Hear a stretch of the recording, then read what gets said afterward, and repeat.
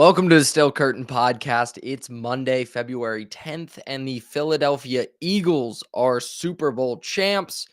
I'm Josh Yourish, and today I'm going to be joined by Mike Luciano of the Jet Press podcast, another FanSided podcast, to talk some Aaron Rodgers as the future Hall of Famer is leaving New York, and the Steelers are the favorites to eventually sign him, likely in March. Then I'll give you my thoughts on some potential trade options for the Steelers, particularly at wide receiver, as that veteran trade market begins to heat up heading into the offseason. But first, let's talk about the Super Bowl and let's talk about what it means for the Steelers and the rest of the NFL. We know, as everyone kind of knows, that the NFL, as all major sports leagues are, is a copycat league. And there's a meta, if you will, to the league at any given moment. What is in vogue? What is succeeding at this moment?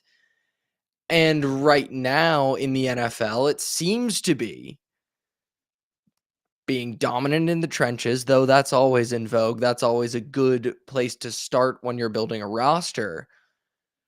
But the run game, that's a story.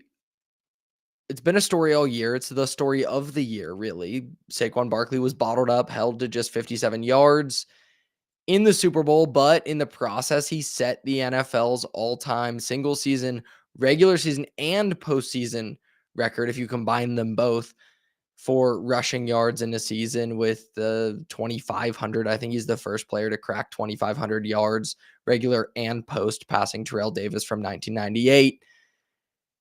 That's not nothing. And one of the big reasons on the other side that the Kansas City Chiefs had no success and that Patrick Mahomes had the worst performance by EPA per dropback since his 2021 AFC Championship game against the Cincinnati Bengals, a game that he seemed to have been solved a little bit and forced the Chiefs' hands into trading Tyreek Hill and the offensive evolution that Andy Reid underwent in Kansas City, going more into the run game, beefing up the offensive line more and more to be able to have an answer when a team just plays deep coverage zone, a lot of quarters. There was a lot of drop 8 by Lou Anarumo in that game last night.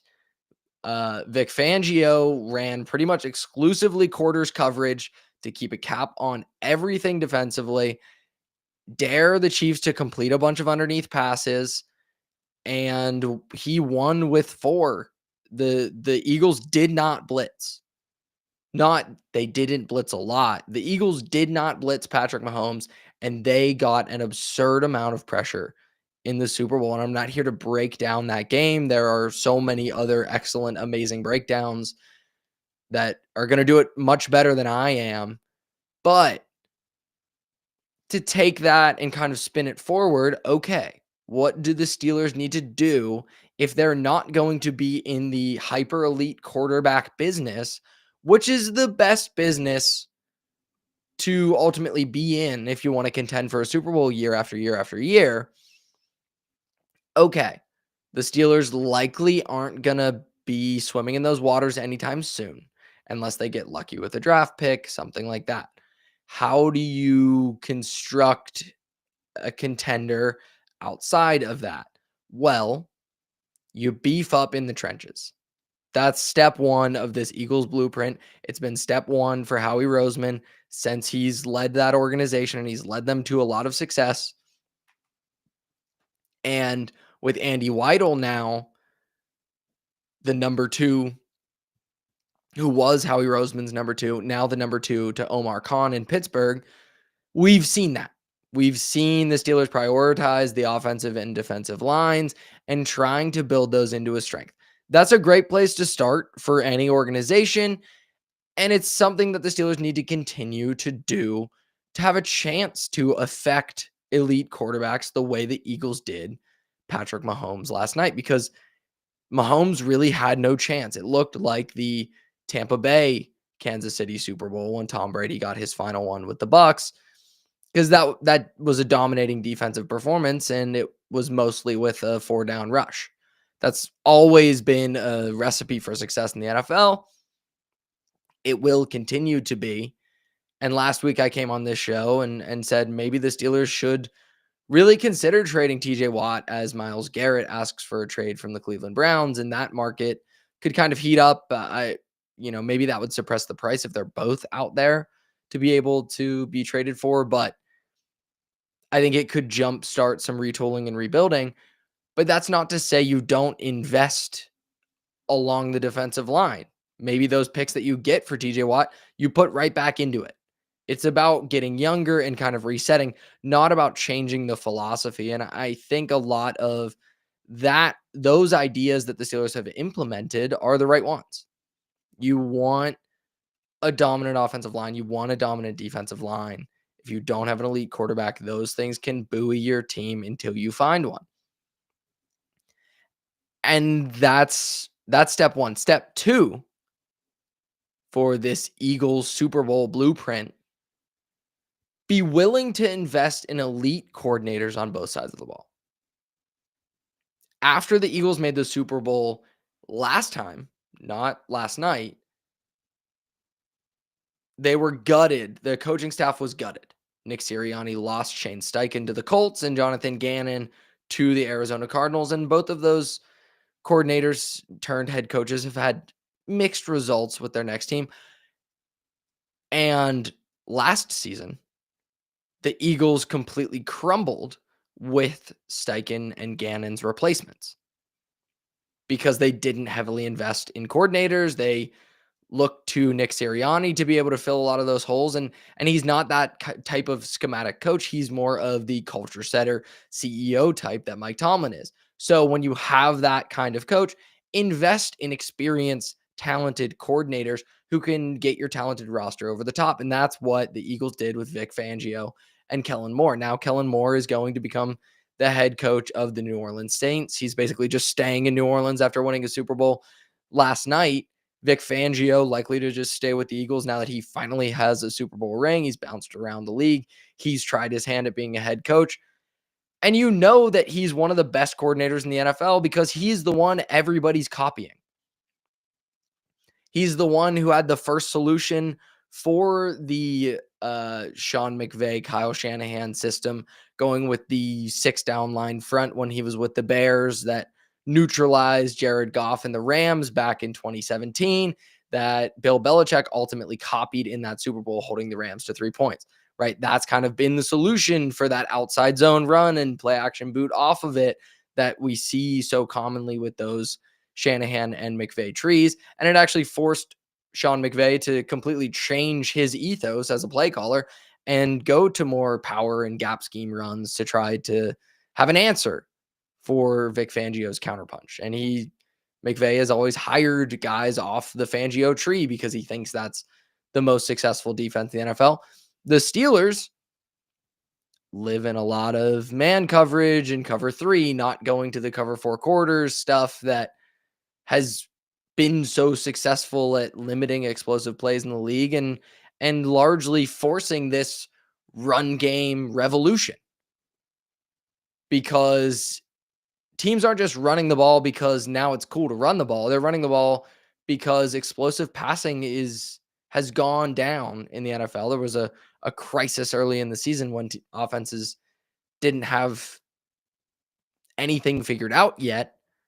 It wasn't quite that alarming of a drop off, but the run game is really one of the answers. If you can run the ball, which has always been true in the NFL, but now it's coming back into vogue, you're very hard to stop, especially when so many defensive coordinators stubbornly want to stay with 2 high safeties, as Fangio did all night against the Chiefs, and the Chiefs couldn't run the ball. And one of the big reasons for that is, right, moving left guard Joe Thuney out to left tackle to solve their left tackle problems. Now you don't have a strong interior. You're not able to run the ball.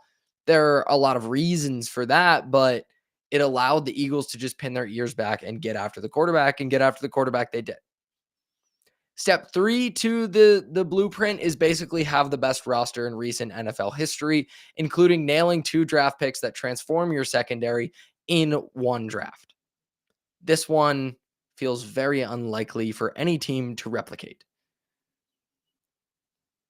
I mentioned before the Super Bowl that it was in the Steelers' best interest for the Eagles to win the Super Bowl because it proves that you can do it without one of the best quarterbacks in the NFL. I think Jalen Hurts is great. He was the Super Bowl MVP. He was excellent last night. He's a limited passer. He limits their menu of options in the passing game.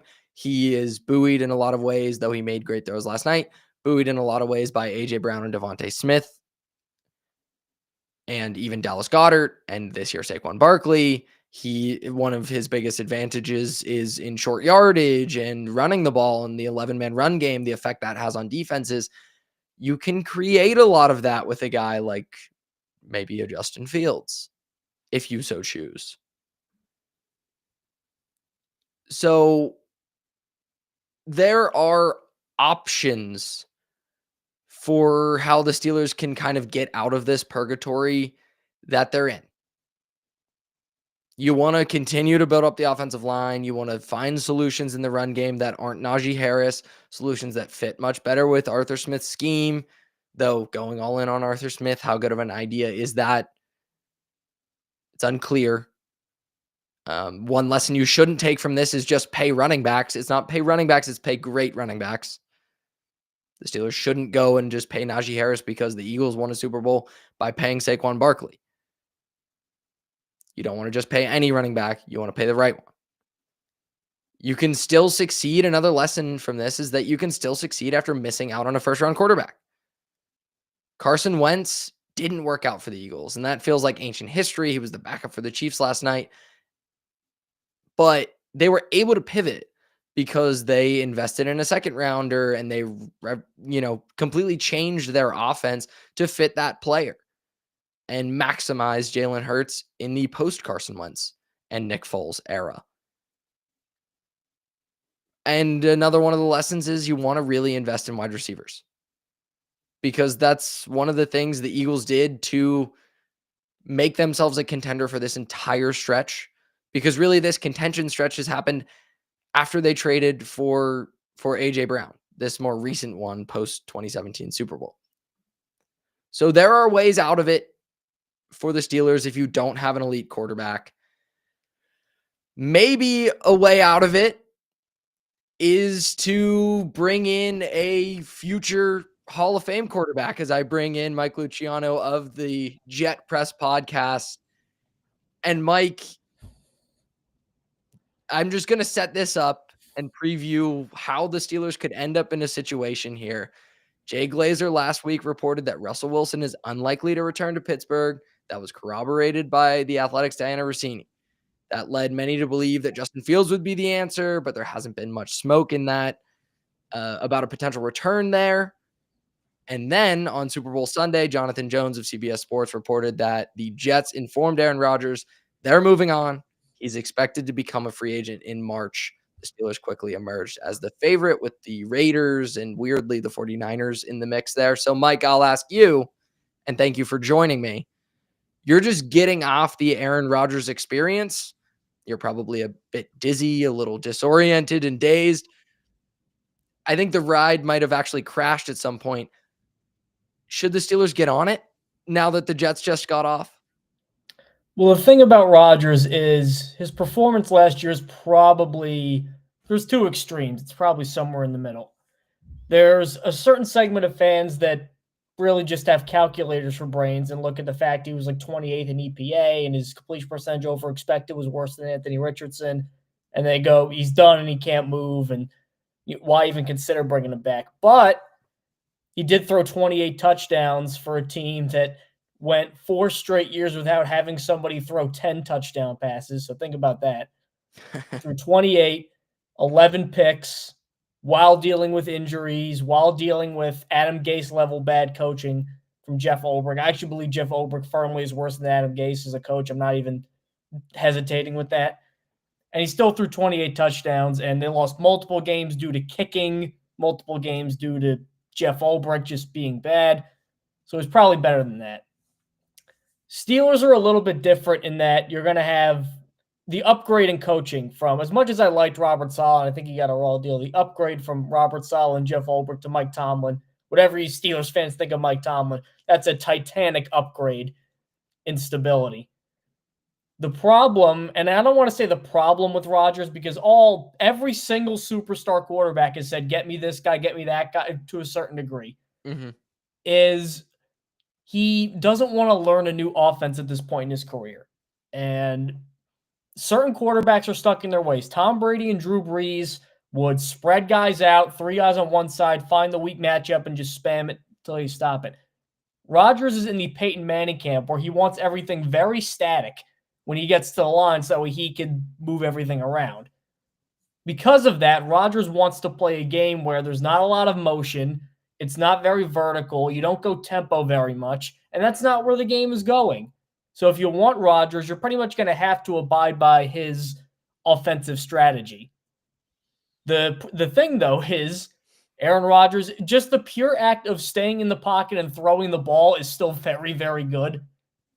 And the Steelers have not had a lot of quarterbacks that have been very, very good at throwing the ball from the pocket in the last couple of years. I don't need to run through the names. You guys know the names. They're in the same situation with the Jets where purely from how well you play the quarterback position, outside of probably Darnold, I think he's the best right now on the market. So purely just throwing the ball, he's the best. And there's not a ton of viable alternatives out there. But you got to ask yourself, is it really worth doing it for basically 1 year, the most 2 years, for a guy who's going to turn 42 at the end of next year? And he got hurt last year, and the Steelers' offensive line is not as good as the Jets' offensive line is now, so he might get hurt again. You got to consider all those things. Yeah, there's a ton there. And the first thing that I latched onto, and you mentioned it, is I and a lot of people in Steelers media and in the fan base really are ready for the Steelers to move on from Mike Tomlin. And when you compare it to a situation like the Jets, you see that, okay, while maybe we're ready to get off the Mike Tomlin mediocrity train, it could be a lot worse. And now you're bringing in a guy who, when he's been spurned in Rodgers, if they make that move, you'd be bringing in a guy who, when he's been spurned in the past, the Packers drafting Jordan Love in the first round, when he's had slights or perceived slights, he's played his best football. So you started to get into it with, is he willing to be amenable to any scheme changes? And we know he hated when Matt LaFleur came in and ran the McVay-Shanahan stuff, and Rodgers couldn't sit in the shotgun and run his West Coast system, like old school Bill Walsh stuff. Do you think there's any chance with more coaching stability like Mike Tomlin that, okay, Rodgers maybe says, I'll listen to the coaching staff here. I wasn't going to do that in New York. Maybe I'll be a better soldier, and okay, Arthur Smith, I'll go under center play action every once in a while like you want me to. No. Only because when Matt LaFleur came in, I mean, early on, there were a lot of struggles, and Matt LaFleur kind of had to adapt his offense to fit Rodgers a little bit, because the stuff that LaFleur likes doing a lot, like under center play action stuff, that's not, honestly, if you look statistically, what Rodgers has been pretty good at this point in his career. And you think Arthur Smith is going to go lay down the law with Aaron Rodgers about how I want to play football? No, I can't imagine that being a great marriage. There you go. Now, Rodgers also, I get you say the whole thing, he was slighted. Well, he was slighted with the Jets. How did that turn out? He blew his leg up 4 plays in, and then who knows how that and then he blew the organization up after that. Well, all right. I will say this, though. I'm not like an Aaron Rodgers. I'm not a fan of him just personally, like as a guy. I don't know him, but, there are some things where I'm like, okay, what's he doing here? Yeah. He gets psychoanalyzed like he's like a serial killer. Like, what's going on in his mind? What's making him tick? The enigma that he – like, they're really overdoing it. Every team that he's been on, outside of a couple guys, Jermichael Finley and Greg Jennings kind of, they all love him. I mean, multiple Jets players put thumbs down emojis when the reports came out. Quinnen Williams deleted all of social media. Who knows where his head's at now? Because now they got to rebuild the culture with Tyrod Taylor in year 1. Okay, good job doing that. But Like Yeah. every team that Rodgers has been on, the guys like him. And So he there clearly wants to win. He plays hard. He fights through injury. Like, there's a lot of stuff you want from your quarterback. And yeah, he's prickly and he wants things a certain way, but pretty much outside of the year with the Jets, every single time it's worked to some degree. It got him a championship. It got him 4 MVPs. So I get why he's thinking that way. yeah. At this It's point, kind what's of he in year earned 20 confidence. now? You're not going to get him to change his ways in year 20. Hey, Arthur Smith, yeah, your dad was in charge of FedEx. I got 4 MVP. Who knows more about football, me or you? That's how every conversation is going to go. Mike Tomlin might be able to relate to him a little bit, but you kind of know what you're getting here. The reason that it's kept people have soured on Rodgers is just because he was 5-12 with the Jets, but he did a lot of the same stuff in Green Bay, and people were fine with it because they were winning. Yeah. You're just rolling the dice And on because the Steelers are not the Jets. Just organizationally, they're not the Jets. They're rolling the dice on by virtue of getting him out of that circle of sucking in New mhm. York. Everything's going to turn around, and it might because they were winning games with far inferior quarterback play. Yeah, and Russell Wilson is by no means my favorite, and I think he is over the hill in a lot of ways. And at least Russell Wilson's play style is so athleticism based. He wants to create outside the pocket a ton, and yes, Rodgers thrived doing that in Green Bay, but he is more of a pocket passer. He can do more things with his arm as a static player. Coming off that Achilles injury, because we saw it like really hamper Kirk Cousins, and obviously it limited Aaron Rodgers early in the season, and he's not nearly as mobile. What do you think of him? Like, do you feel it was getting better by the end of the season as things were falling apart? Was his play also deteriorating throughout the year? Like, stock up, stock down, just purely on the field with Aaron Rodgers. Do you see much of a world where, regardless of where he ends up, he can be a top 12 quarterback in the NFL again? The Jets got shut out in week 10, or not shut out. They lost 31-6 in week 10. Mhm. After that game, in 7 games, he had 13 touchdowns and 4 picks, which for a full season is 4,000 yards and 32 touchdowns. With Jeff Ulbrich, he had Devontae and Garrett Wilson. He's not going to have that Yeah. in Pittsburgh, but those are numbers you take. And he lost some of those games. He lost to the Colts. He lost to the Seahawks. He lost to the Dolphins. In all those games, they had the lead in the fourth quarter, and the defense blew it. So he could still play. Like, nobody's saying Rodgers can't still play. Nobody's saying he can't be a starter. In fact, a lot of the reports seem to hint that the reason that the Jets got rid of Rodgers is because he was owed a ton of money. Mhm. So it's either take it on the chin this year, just get rid of him, and then you could build a roster after that, or spread out his dead cap into the next 2 years, which that's hard to build a roster for 1 year, more year of that Aaron Rodgers. So it seems like it was more financial than play Yeah. based. Because there's no way you can argue Tyrod Taylor is a better quarterback right now than Aaron Rodgers. So it's not performance based, it's contract based. The performance is still there. I think just part of the reason some Jets fans wanted to move on, and Jets fans were very split on this, very 50-50 on this. Okay, because it seemed like from the outside, not to jump in there, but it seemed like from the outside, most of Jets fans were like, I am done with this. That's what the perception kind of seemed to be, but it's more split, you're telling me. I was going to say it was probably more 60-40 fans wanted to keep him. Okay. Okay. That makes me feel better about a potential experiment. But go ahead. It's very Jets related. This team hasn't made the playoffs in 14 years. You Mhm. finally get a guy. I mean, Aaron Rodgers had statistically like a top 5 quarterback season in Jets history. And now you want to get rid of him Yeah. for what? That you can't draft Warder Sanders. Garrett Wilson's he's probably not going to ask out, but like you could tell he's not happy with all the losing. All these guys aren't happy with all the losing. And then you made a conscious decision, I'm going to get rid of the quarterback with no backup plan. Mhm. Like that's why people are upset because they could finally break the playoff drought with non-Jeff Ulbrich level coaching. And they just made a decision, I'm going to get rid of that. We'll just punt on 2025. That's why people were mad. Well, that is all more positive about Aaron Rodgers than maybe I was expecting to hear and the way I was feeling. You mentioned Garrett Wilson, and this is where I kind of want to wrap up. When Rodgers does go somewhere else, is Devontae Adams coming with them? regardless of Rodgers, is Garrett Wilson maybe going to be on the move this offseason? Like, the Steelers need a quarterback. The Steelers also need wide receivers. Like, what is the situation about both of those guys? Well, Devontae, the rumor said, probably wants to go to the West Coast. I just know how many West Coast teams also want Rodgers. He's going to go somewhere where they can win. Yeah. So not the Jets right now. I would bet more money on Devontae being true because Devontae's pretty much going to be gone now. Garrett's in a weird place because there were rumors that said he was going to request a trade if they kept Rodgers. My thought process being Devontae would be the number one again, so he'd be the number two. He didn't want to be the number two. That's why he'd ask out. Because there's no way he would prefer Tyrod Taylor just in terms of him getting his numbers. There's no way you'd prefer that. If you're banking on one trade target, it would probably be Devontae because I'd imagine one of the first things Darren Muji's going to do, the new GM of the Jets, is consider a Garrett Wilson extension because this team has never drafted receivers very well. I mean, look, I don't even need to go through just the graveyard of Stephen Hill and Devin Smith and Malachi Corley's going to be there soon and our Darius Stewart. There's a million of them.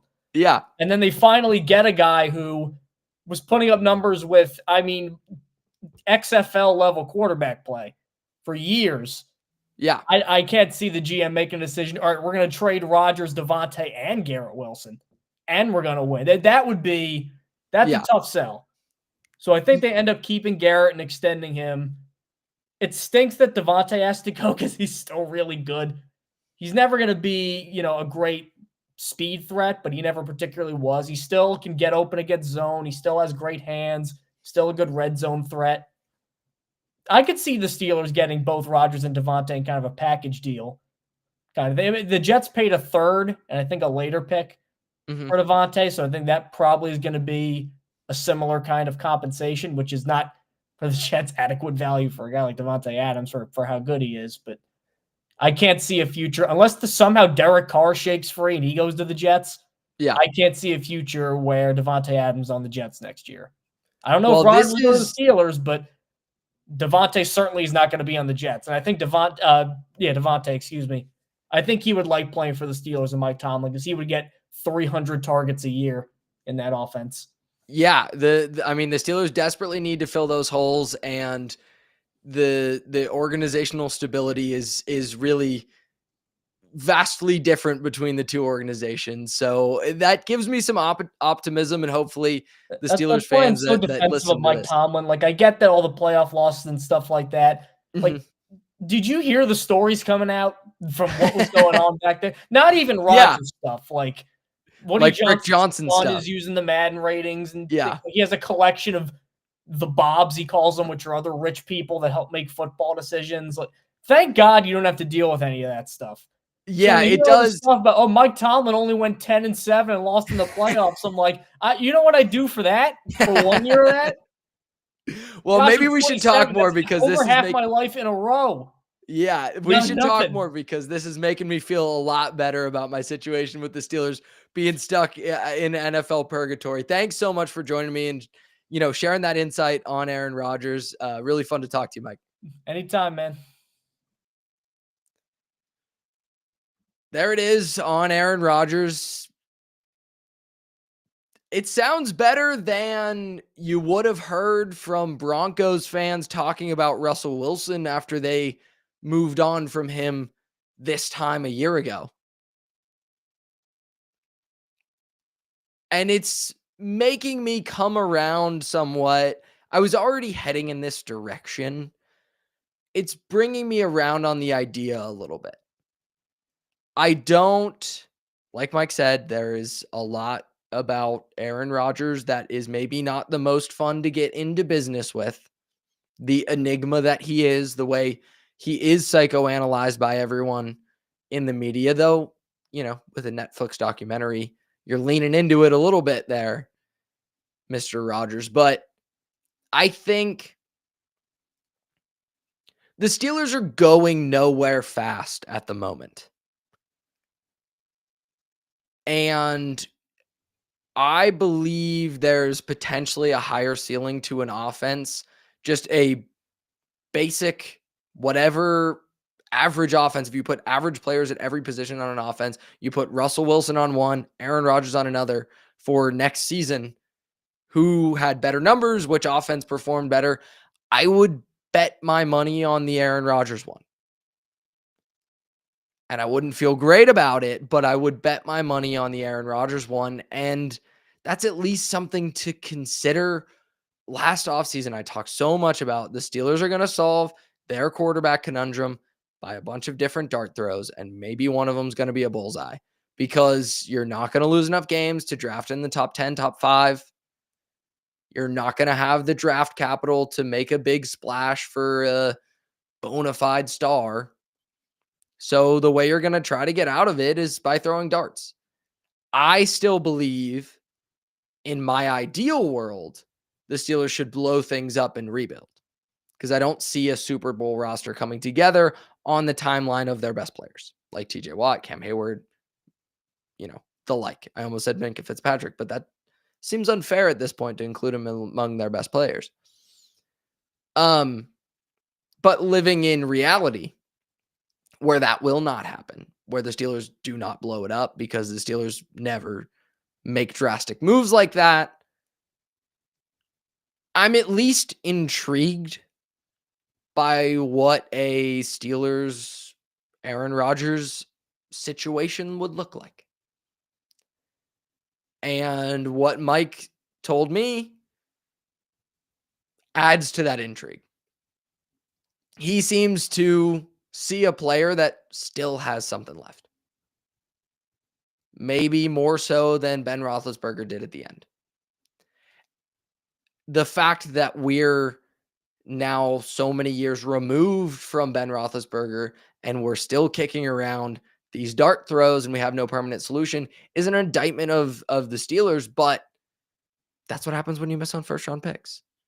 So draft an Aaron Rodgers, draft a mid-round quarterback, or sign an Aaron Rodgers, draft a mid-round quarterback.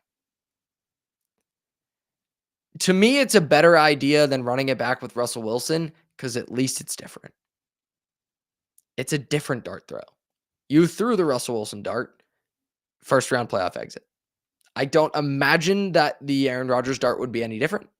Maybe the Aaron Rodgers dart would end up with a 5-12 season like the Jets ended up with. And even that, I'd be happy with because at least it'd be direction. It would be clear. So I'm starting to come around on the idea in terms of the realistic options for the Steelers. I would still prefer to tear down that defense, bring back Justin Fields, draft a mid-round QB, mid to late round QB, and see what that can get you as you rebuild this roster and play the long game. But I don't see that being in the realistic realm of outcomes for the Steelers. So, all right, maybe I'll buy a ticket on the Aaron Rodgers roller coaster. Maybe it'll break down and crash. That's a risk I might be willing to take because at least it would give you access to the top of the draft where you can maybe get a permanent solution at quarterback. Now to the other position that the Steelers desperately need this offseason, which we were talking about last offseason, the Steelers desperately needing wide receiver. And Deebo Samuel now joins the robust may not be the right word. The star-studded, the aging star-studded trade market at wide receiver. Deebo Samuel is asking out of San Francisco. It seems like a mutual parting of ways a little bit.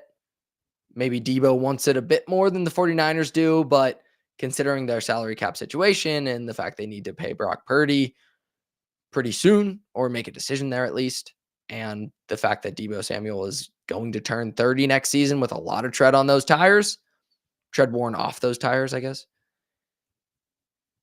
they're ready to move on. Cooper Kupp is the other big name option out there on the market. I talked with Mike about Devontae Adams potentially being on the market now that Aaron Rodgers is on the move. Adams would obviously be the best option of that group.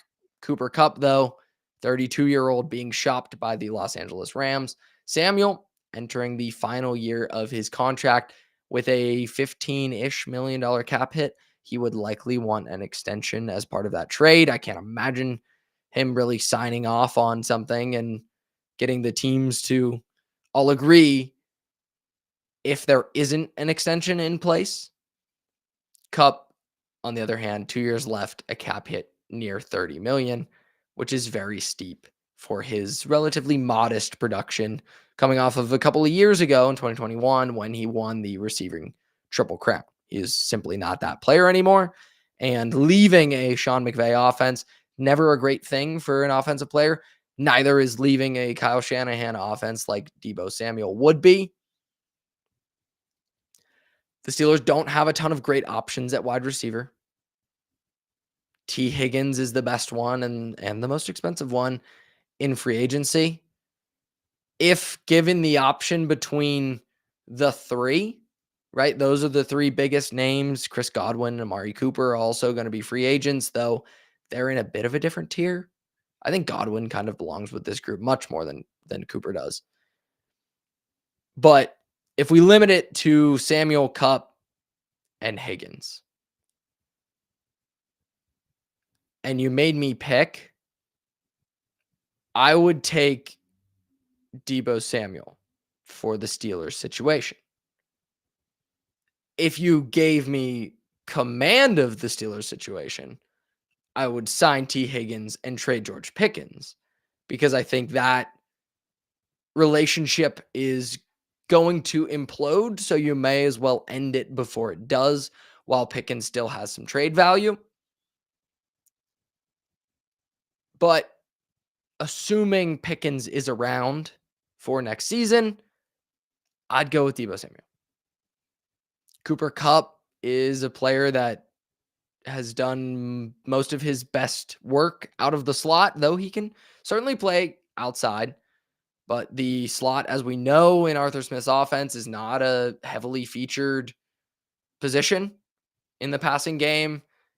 Kupp does a lot off of motion and out of bunches and just creative ways that Sean McVay is able to get him and Puka Nacua the ball and put a lot of stress on defenses. I don't have faith in Arthur Smith to do the same thing. Deebo Samuel also gets the ball in unique ways, though those ways are a bit more replicable, I believe, with an Arthur Smith coached offense. Samuel is one of the best in the league on screens and yards after the catch. That's so different. Though George Pickens, mostly known as a contested catch guy, is actually pretty good after the catch. Samuel's skill set as almost a running back playing wide receiver is, very intriguing as a pairing. I think that would be the best way to have a varied attack where you can hit a lot of quick hitters, quick targets, screens to Deebo Samuel, and get 6-7 yard gains to stay on track offensively. And then George Pickens is your home run hitter. That's something I'd be really interested in. More interested in than Van Jefferson as your number 2 wide receiver. Certainly. If the Steelers are going to run it back with Russell Wilson, though it seems like they're not going to. If the Steelers are going to keep their defensive core together and bring back Justin Fields and try to win next year, if the Steelers are going to keep their defensive core together and sign Aaron Rodgers, if the Steelers are going to try to win, then you got to add a wide receiver. I'm done being stuck in the middle with this team. If you're in, you're in. Let's see what it looks like. If you're not, blow it up. It seems like the Steelers are going to try to be in.